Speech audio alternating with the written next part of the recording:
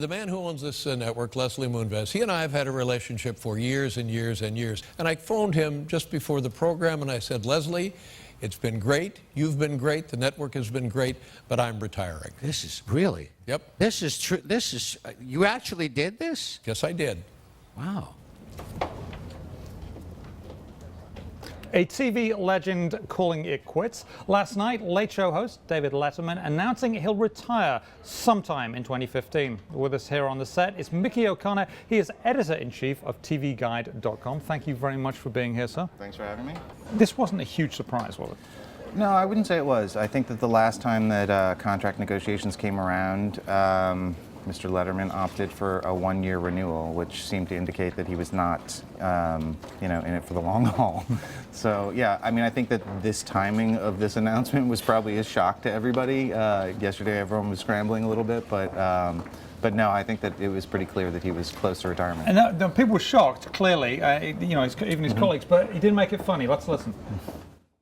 The support from the network, all of the people who have worked here, all of the people in the theater, all the people on the staff, everybody at home, thank you very much. And what this means now is that Paul and I can be married. He is very funny. Three decades on the air in a very prominent role, and I always think he's very funny. He has a nice edge.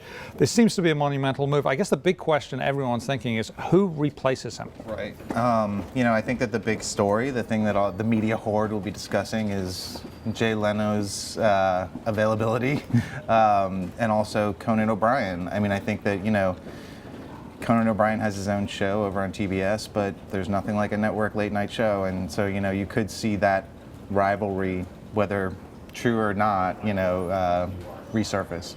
And then, I think that the guys over at Comedy Central, we're talking about Stephen Colbert and Jon Stewart. Yeah, I think that, they're definitely more focused on the politics these days, but it could happen. What about one of my favorites, Chelsea Handler? She is very, very funny and not at all brutal, which is a great combination, right? Funny but not brutal. Right.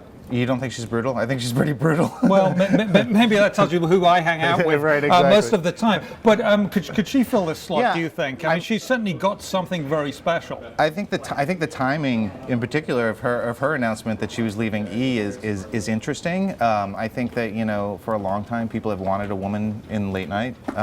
So yeah, I mean, I think that she definitely could do it.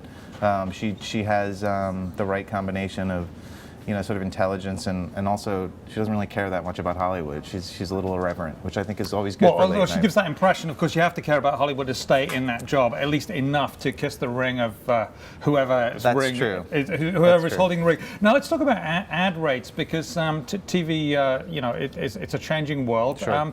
Are we going to see changes in ad rates because of this? We've got some here. This is in the this is just some 2013 versus 2012 going down largely, not all, but the big networks definitely going down.